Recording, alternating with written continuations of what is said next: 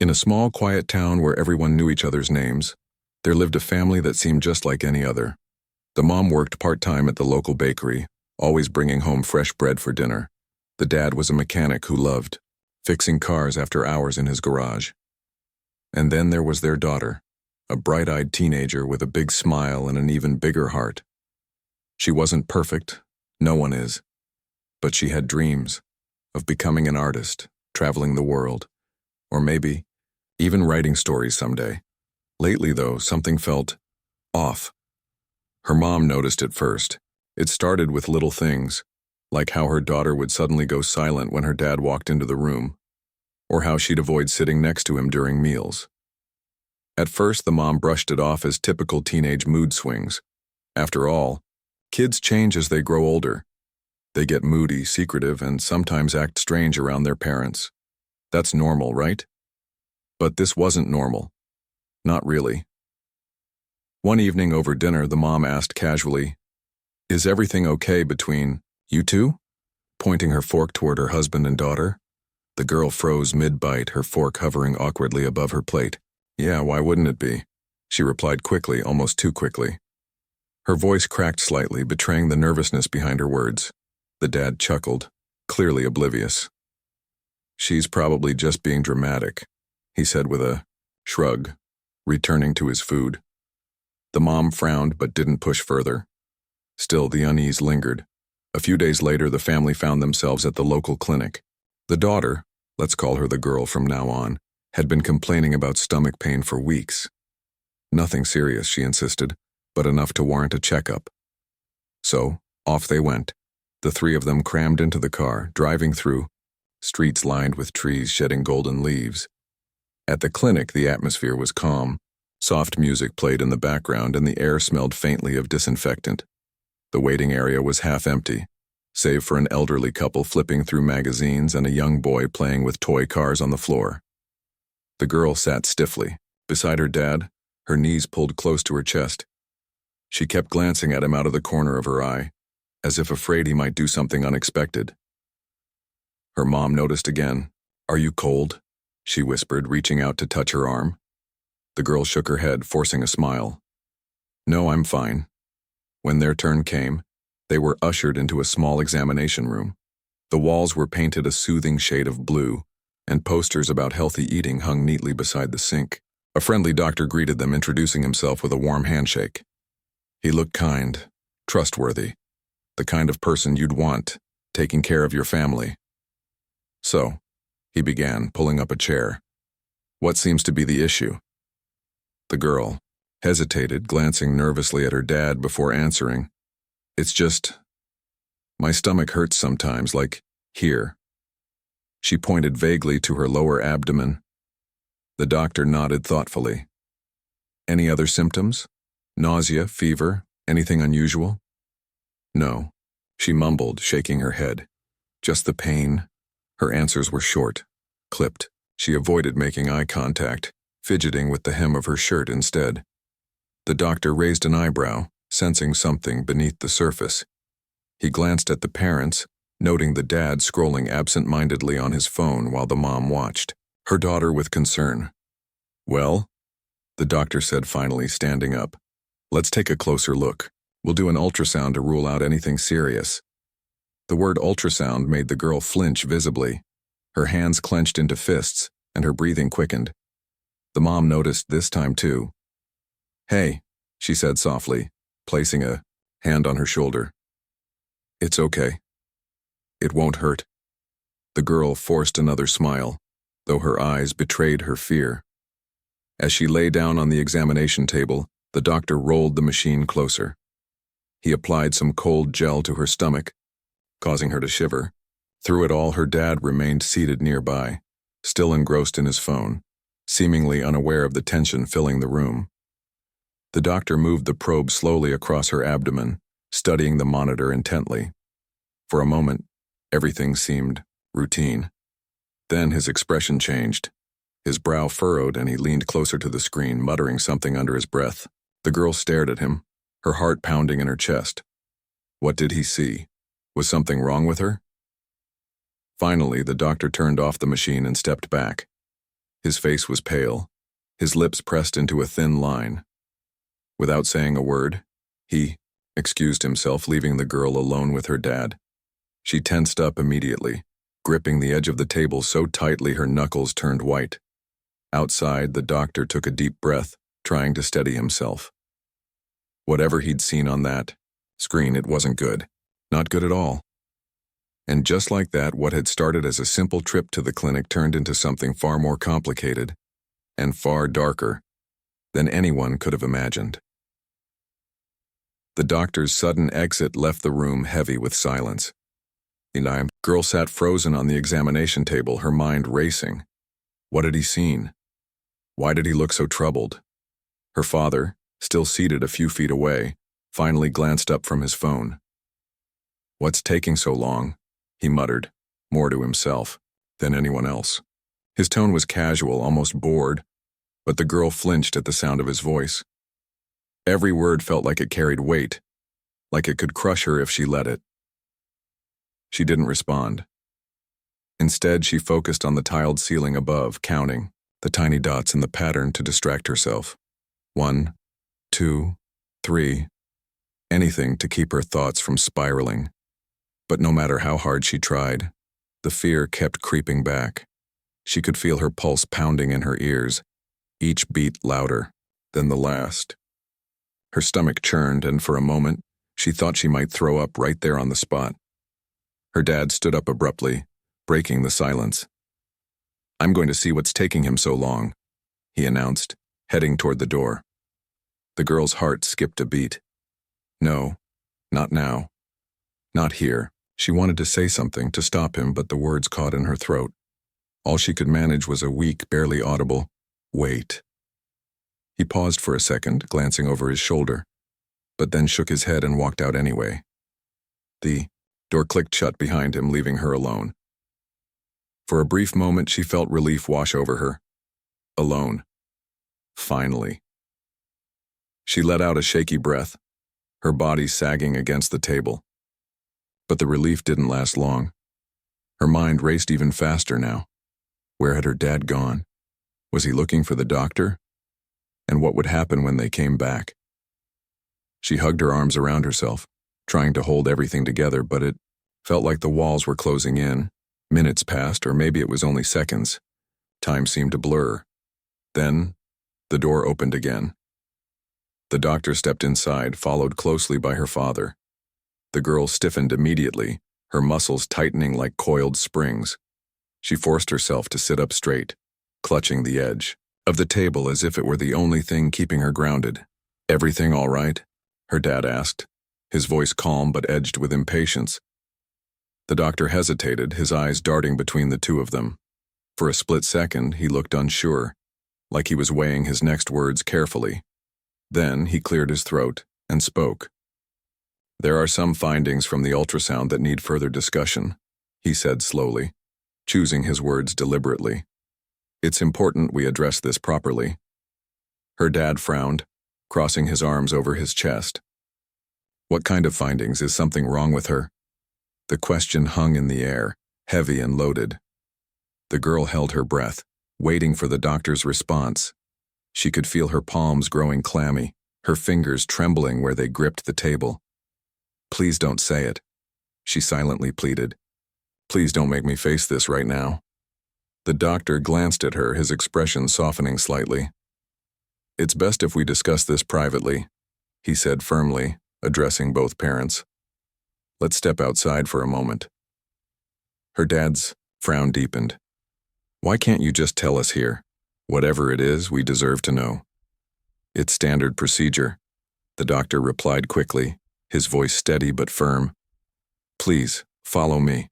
Reluctantly, her dad nodded, shooting one last glance at his daughter before following the doctor out of the room.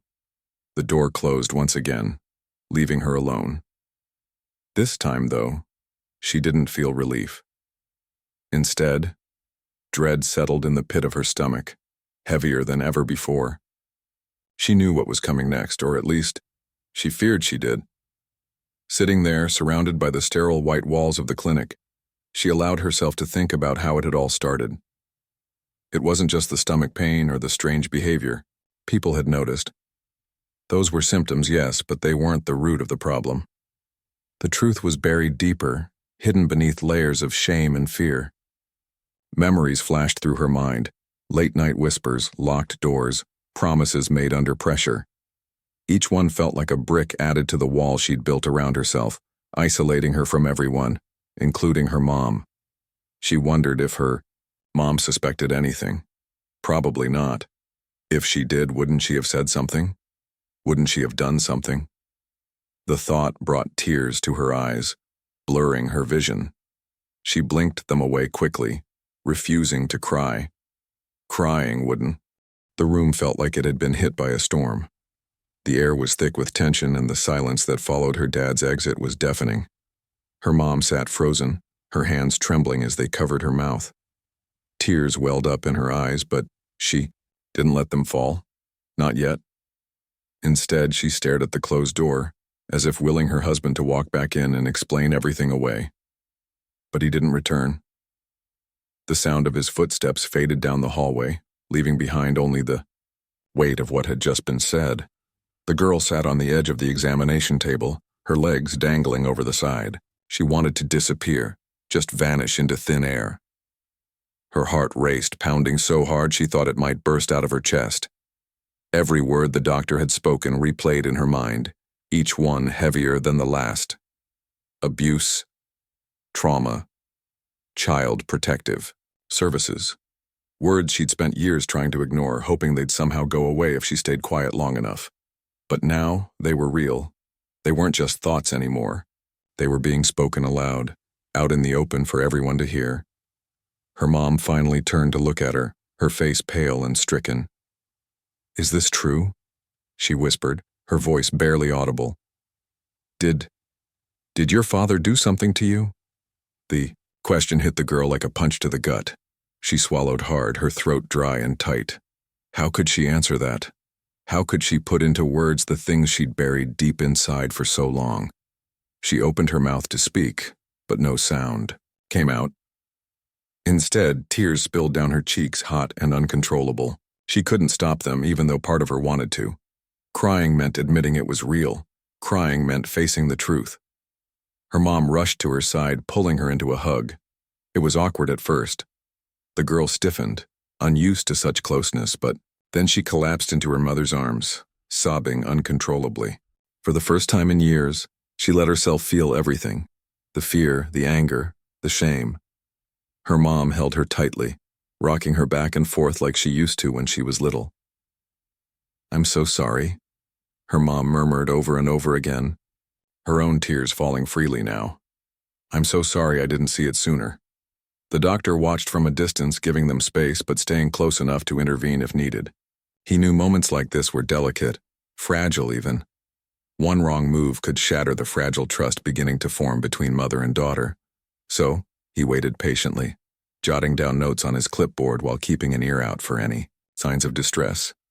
After what felt like an eternity, the girl's sobs began to subside. She pulled back slightly, wiping her face with the sleeve of her sweater.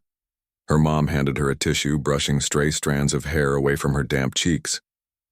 "You don't have to tell me everything right now," her mom said softly, her voice trembling. "But please, tell me enough so I can help you." The girl nodded slowly, taking a shaky breath. She didn't know where to start. How do you explain something so complicated, so painful?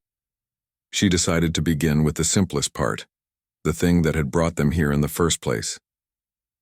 "My stomach," she started, her voice hoarse from crying. "It hurts sometimes. Because I'm scared all the time." Her mom frowned, confusion mixing with sadness in her expression. "Scared of what?" The girl hesitated, glancing toward the door. Even though her dad wasn't there, she couldn't shake the feeling that he was listening somehow. Watching. Waiting. "Of him," she admitted finally, her voice barely above a whisper. "He makes me nervous. I never know what'll set him off." Her mom's eyes widened, shock rippling across her face. "Set him off? What does that mean?" "It means..." The girl paused, struggling to find the right words. "Sometimes he gets mad. Really mad.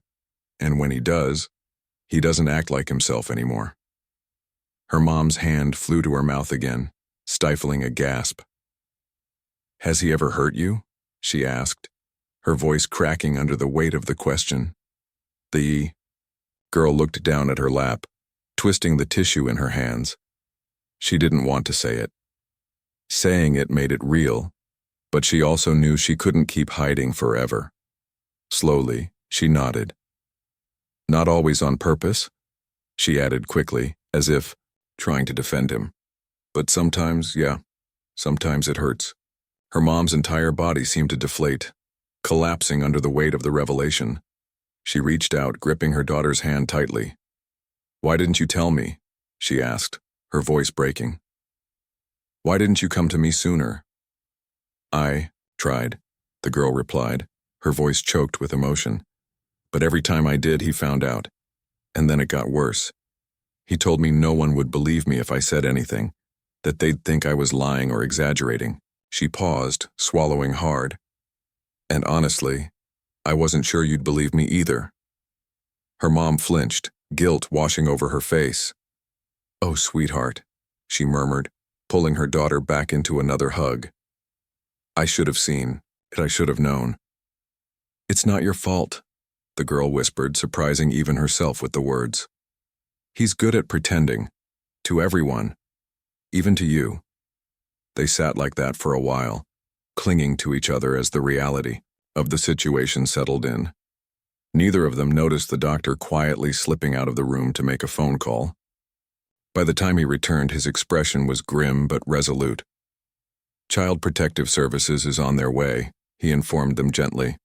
"They'll need to speak with all of us separately to get a clearer picture of what's going on." Her mom nodded numbly, still holding her daughter's hand. The girl, however, tensed up again. Talking to strangers about her life sounded terrifying. What if they judged her? What if they didn't understand? Worst of all, what if they sent her back home? As if reading her mind, her mom squeezed her hand reassuringly. "We'll get through this together," she promised. "No matter what happens, I'm not letting him near you again. Okay?" The girl nodded, though doubt lingered in her eyes. She wanted to believe her mom's words, desperately, but years of fear and manipulation weren't easy to shake off. Still, for the first time in a long time, she allowed herself a tiny sliver of hope. Maybe, just maybe, things could change. Maybe she wouldn't have to carry this burden alone anymore. The arrival of Child Protective Services felt like a whirlwind. 2 social workers appeared at the clinic within the hour, their presence calm but authoritative. They introduced themselves, with polite smiles, shaking hands with the mom and nodding toward the girl. One of them carried a clipboard, while the other held a small notebook ready to jot down details as they spoke. The girl watched them warily from her seat, her body instinctively leaning closer to her mom. She didn't trust easily, not anymore, and these strangers were no exception. "Thank you for meeting us here," one of the social workers said, addressing the mom first. "We understand this is a difficult situation for everyone involved, so we'll try to make this process as smooth as possible." Her mom nodded, though her hands trembled slightly in her lap. She had been crying earlier and her eyes were still red and puffy. The girl could tell she was trying to stay strong, for her sake, but it wasn't easy. Every now and then her mom would glance at her, offering a reassuring smile that didn't quite reach her eyes. The social workers wasted no time getting started. After briefly explaining the steps ahead, they asked to speak with the girl alone. This request made her stomach twist into knots. Alone? With people she barely knew? Her grip tightened on her mom's hand, and she shook her head almost imperceptibly. "It's okay," her mom whispered, squeezing her fingers gently. "They're here to help. You can tell them anything. You don't have to be scared." But she was scared. Terrified even. What if they thought she was lying? What if they decided she was overreacting or making things up? Or worse, what if they sent her back home without doing anything? She looked at her mom, searching for reassurance, and found it in the form of a soft, steady gaze. "I'll be right outside," her mom promised. "Just talk to them. Please." Reluctantly, the girl nodded. As her mom stepped out of the room, Closing the door behind her, the girl felt exposed, like all her secrets were laid bare for anyone to see. She crossed her arms over her chest, hugging herself tightly as the social workers pulled up chairs and sat across from her. "First, let me say thank you for being brave enough to share your story," one of them began, their tone warm and encouraging. "You're very brave, you know." Brave? She didn't feel brave. She felt small, fragile, like one wrong word could shatter her completely. Still, hearing those words gave her a tiny spark of courage, a reminder that maybe, just maybe, she wasn't entirely powerless. They started with simple questions. "How old are you? Where do you go to school? Do you have any siblings?" These were easy enough to answer, and the girl found herself relaxing ever so slightly. But then the questions shifted. "Can you tell us about your relationship with your dad?" one of them asked gently. "How does he usually treat you?" The girl hesitated, her throat tightening. Talking about him felt dangerous, like stepping onto thin ice that might crack at any moment. She glanced toward the closed door, half expecting him to burst in and yell at her for speaking out. But he wasn't there. He couldn't hear her, not this time. After the emotional roller coaster of the day, the family, or what was left of it, returned home. The atmosphere in the car was heavy, almost suffocating. The mom drove silently, her knuckles white as she gripped the steering wheel. In the back seat, the girl stared out the window, watching the world blur past without really seeing it. Her mind was elsewhere, replaying every conversation from the clinic over and over again. She felt like a stranger in her own life, unsure of where she belonged or who she could trust. When they finally pulled into the driveway, the house looked different somehow. Not physically. It was still the same modest two-story home with peeling paint on the front door and flower pots lining the porch. But emotionally, it no longer felt safe. Every corner seemed to whisper secrets. Every shadow held memories she'd rather forget. As they stepped inside, the air felt colder than usual, despite the late afternoon sun streaming through the windows. Her mom immediately went to the kitchen, busying herself with making tea. It was something she always did when she was stressed, a way to keep her hands moving while her mind raced. "Do you want some?" she called out, glancing toward the living room where the girl sat curled up on the couch. "Not really." The girl replied softly, pulling a blanket tighter around her shoulders. She wasn't cold, not exactly, but the weight of everything that had happened made her feel fragile, like she needed something, anything, to shield her from the world. Mom sighed, leaning against the counter. "I don't know what to say," she admitted after a long pause. "I feel lost, like I failed you." The girl's head snapped up, startled by the raw honesty in her mom's voice. "You didn't fail me," she said quickly, though her tone lacked conviction. Deep down, she wasn't sure who to blame anymore. Was it her dad? Herself for staying silent? Or her mom for not noticing sooner? Her mom shook her head, tears welling up in her eyes. "Yes, I did. I should have seen it. I should have protected you." She sank into a chair at the kitchen table, burying her face in her hands. "How could I have been so blind?" The girl hesitated, torn between comforting her mom and keeping her distance. For years she'd built walls around herself, not just to protect herself from her dad, but also to shield her mom from the truth. She hadn't wanted to hurt her, but now those walls were crumbling, leaving both of them exposed and vulnerable. "You couldn't have known," the girl said finally, her voice barely audible. "He's good at hiding things, even from you." Her mom looked up, her eyes red and swollen. "That's no excuse. You're my daughter. I'm supposed to take care of you." "And you will," the girl whispered, surprising even herself with the words. "We'll figure it out together, right?" Her mom nodded slowly, reaching across the table to take her hand. "Right." But figuring it out wouldn't be easy. Later that evening, as the sun dipped below the horizon, the sound of a car pulling into the driveway sent a jolt of panic through the girl. Her heart raced as she peeked through the curtains, half expecting to see her dad standing there. Instead, it was one of the social workers, accompanied by a police officer. Their presence was unexpected but not unwelcome, at least not entirely. "We need to ask you a few more questions," the social worker explained gently after being invited inside. "And we'd like to search the house, if that's okay, the Mom nodded numbly, leading them upstairs while the girl stayed behind, perched on the edge of the couch. She listened to the muffled voices above, her stomach twisting into knots. What were they looking for? Evidence? Memories? Pieces of her broken childhood scattered across the floorboards? Downstairs, the police officer remained quiet, jotting notes in his pad. He glanced at her occasionally, his expression unreadable. Finally, he spoke. "Can you tell me about your dad?" he asked, his tone casual but probing. "What's he usually like?" She hesitated, chewing on her lip. Talking about him felt dangerous, like walking on thin ice. "He's nice sometimes," she began cautiously. "To other people, I mean. Everyone thinks he's funny and charming. But at home..." Her voice trailed off, and she shrugged helplessly. "At home, he's different?" the officer prompted. She nodded, her throat tightening.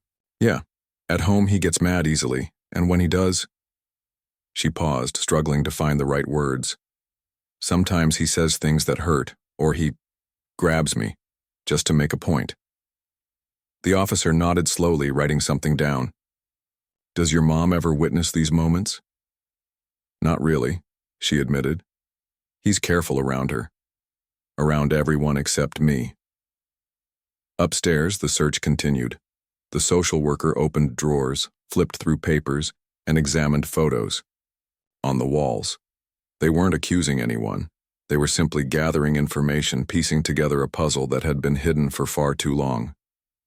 When they reached the girl's bedroom, they paused, taking in the posters on the walls, the books stacked neatly on the shelves, the small collection of stuffed animals lined up on her bed. It looked like any other teenager's room. But beneath, the surface, it told a story of isolation and fear. Back downstairs, the social worker joined the officer, handing over a folder filled with notes. "We'll need to speak with your husband," she told the mom, who flinched at the mention of him. "Where can we find him?" "I don't know," the mom replied honestly. "He stormed out earlier and hasn't come back." The social worker exchanged a glance with the officer before turning back to the mom. "If he contacts you, let us know immediately. In the meantime, we'll do everything we can to ensure your daughter's safety." Safety. The word echoed in the girl's mind long after the visitors left. Was she safe now? Would she ever truly feel safe again? These were questions she didn't have answers to, not yet anyway. All she knew was that the truth was finally coming to light. And while it was terrifying, it was also freeing. For the first time in years, she allowed herself to hope that maybe, just maybe, things could change. The days that followed felt like living in a fog. The girl tried to go about her routine, waking up, eating meals, doing homework, but nothing felt normal anymore. Every sound outside made her jump. Every knock on the door sent her heart racing. Her mom did her best to keep things together, but she was just as shaken. They moved around the house like ghosts, avoiding certain rooms and tiptoeing around topics they weren't ready to face. It wasn't long before the authorities tracked down her dad. He hadn't gone far. He was staying with a friend who lived on the other side of town. When the police showed up at his door, he acted surprised, even indignant. "What's this all about?" he demanded, crossing his arms over his chest. "You've got it all wrong." But the evidence spoke louder than his protests. Text messages recovered from his phone painted a disturbing picture, messages that revealed manipulation, threats, and attempts to control. Financial records showed withdrawals for cash that couldn't be accounted for. And then there were the testimonies, not just from the girl, but also from neighbors who had noticed strange behavior over the years. One neighbor mentioned hearing yelling late at night. Another recalled seeing the girl flinch whenever her dad raised his voice. These fragments, when pieced together, formed an undeniable pattern. Her dad insisted he was innocent, of course. "She's exaggerating," he told the investigators during questioning. "Kids say things when they're upset. You can't take her word for it." But the girl wasn't the only one speaking up now. Her mom had found courage she didn't. No, she had. Sitting across from detectives in a sterile interrogation room, she recounted moments that had seemed insignificant at the time, but now took on new meaning. "There were nights when I'd wake up and hear him shouting," she said, her voice steady despite the tears streaming down her face. "And sometimes I'd see bruises on her arms. She always said she bumped into something or tripped, but looking back, I don't think that was true." Each revelation hit the girl like a tidal wave. Hearing her mom talk about those moments, the ones she had tried so hard to hide, made her feel exposed, raw. But it also made her realize how much strength her mom was showing. For years, she had seen her mom as quiet, passive, unwilling to confront problems head-on. Now, she saw her differently, as someone fierce, determined to protect her daughter no matter what. As the investigation unfolded, more pieces of the puzzle came to light.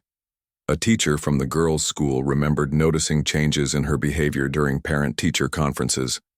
"She used to be so lively," the teacher explained.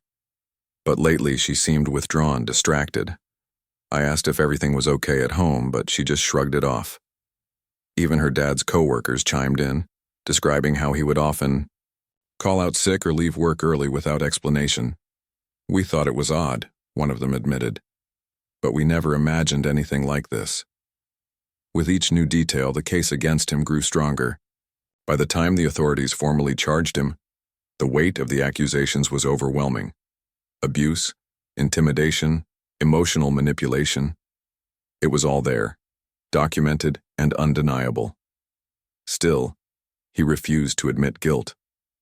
During court hearings, he sat stone-faced, shaking his head at ever.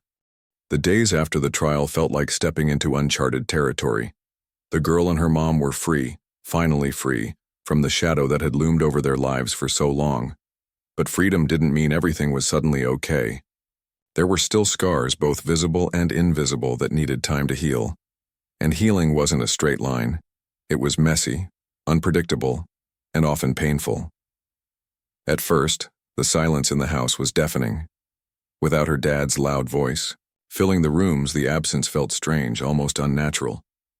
The girl found herself tiptoeing through the hallways, half expecting him to appear around every corner. Even simple tasks, like making breakfast or doing laundry, felt surreal, as if she were living someone else's life. Her mom tried to keep busy, cleaning out closets and organizing drawers, but it was clear she was struggling too.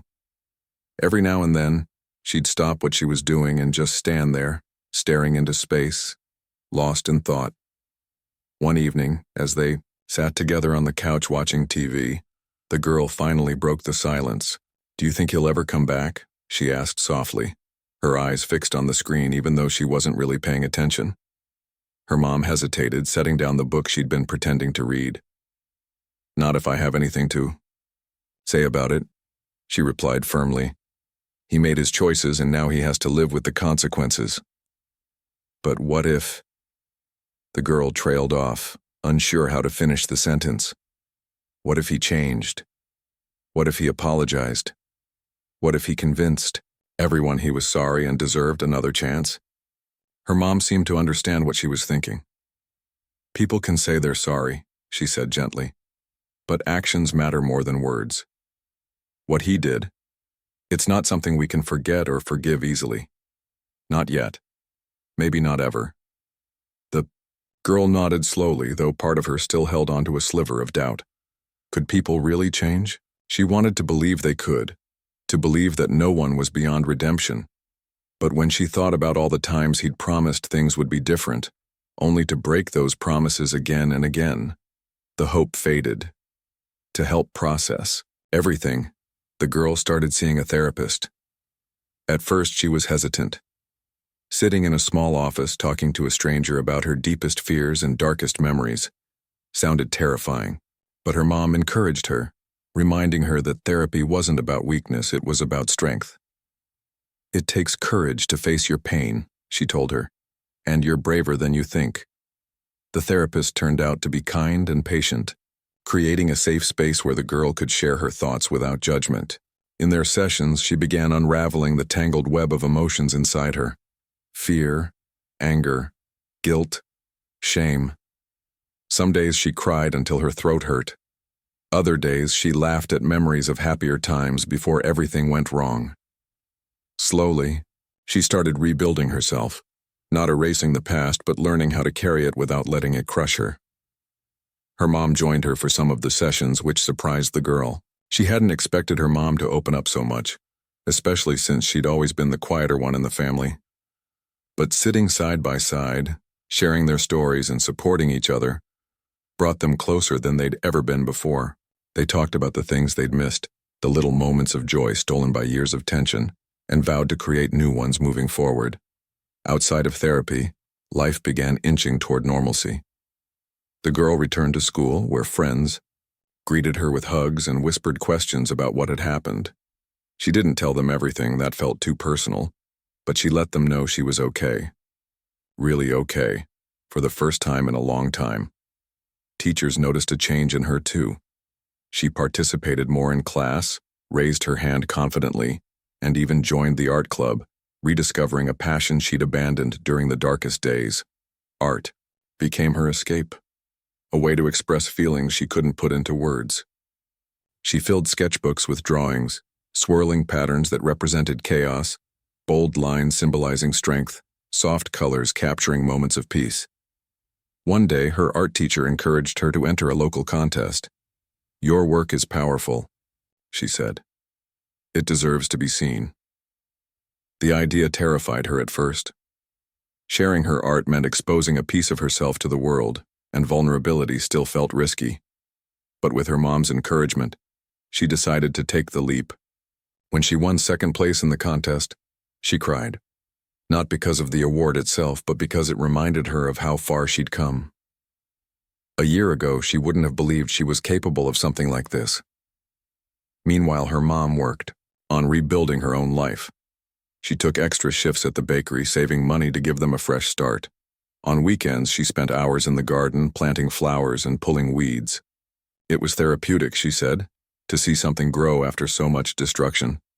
Together, they painted the living room a bright, cheerful yellow, replacing the old drab beige walls. Each brushstroke felt like erasing a memory, making space for new beginnings. Of course, there were setbacks along the way. Nights when the girl woke up screaming from nightmares. Days when her mom snapped at her over something small, only to burst into tears afterward, apologizing profusely. Healing wasn't perfect, and neither was forgiveness. But they kept trying. They leaned on each other, holding tight through the storms, knowing that better days were ahead. One evening, as they sat outside under the stars, the girl looked at her mom and smiled. "I think we're gonna be okay," she said quietly.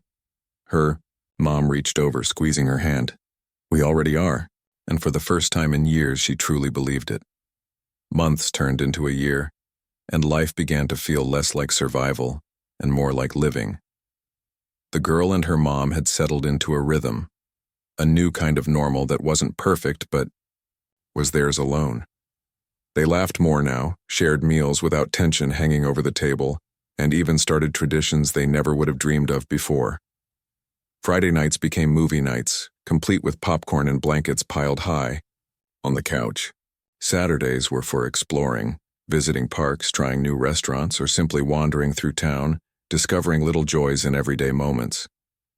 The girl's art continued to flourish. Her sketchbooks filled up faster than ever, each page brimming with color and emotion. She didn't just draw anymore, she painted, sculpted, experimented with anything she could get her hands on. Art had become her voice, a way to tell her story without having to speak aloud. One day, her teacher suggested entering a statewide competition. "Your work has power," she said earnestly. "It deserves to be seen by more people." At first, the idea terrified her. Putting herself out there felt risky, like opening a wound she'd worked so hard to heal. But her mom encouraged her, reminding her of how far she'd come. "You don't have to win," she said gently. "Just showing up is enough." So, she entered. And when the results came in, a third-place ribbon, it wasn't about the award itself. It was about proving to herself that she could step into the world without fear holding her back. That night, as she held the ribbon in her hands, she realized something. She wasn't just surviving anymore. She was thriving. Her mom made changes, too. She took a pottery class at the community center, throwing clay on a wheel for the first time in her life. At first, it was messy and frustrating, but slowly, she found peace in shaping something from nothing. Soon, their home was dotted with her creations: bowls, vases, tiny figurines that sat proudly on shelves. Together, mother and daughter transformed their house into a sanctuary, filling it with laughter, creativity, and warmth. But healing wasn't always smooth sailing. There were still moments when the past crept back in, uninvited and unwelcome. Sometimes it was a sound, a car door slamming outside, a raised voice on TV that sent the girl's heart racing. Other times it was a memory triggered by something small. The smell of motor oil reminded her of her dad's garage, or an old family photo brought tears streaming down her face. On those days, she and her mom leaned on each other harder, holding tight until the storm passed. One evening, during one of their late-night talks, the girl asked a question that had been lingering in her mind for months. "Do you think he'll ever understand what he did wrong?" Her mom sighed, staring out the window at the dark sky. "Maybe," she said finally. "Some people take longer to see the truth than others, but whether he understands or not, it doesn't change what happened. What matters is how we move forward." The girl nodded, letting the words sink in. Forgiveness didn't mean forgetting. It meant choosing to live beyond the pain, refusing to let it define her future. As time went on, the girl noticed something else changing within her: hope. Not the fragile, fleeting kind she used to cling to, but a steady, quiet confidence. She started dreaming again, big dreams this time. Maybe she'd go to art school someday, maybe she'd travel the world painting murals in cities she'd only seen in books, or maybe she'd stay right where she was, building a life rooted in love and resilience. Her mom watched these transformations with pride, marveling at the strength her daughter had shown. "You're stronger than you know," she told her one afternoon.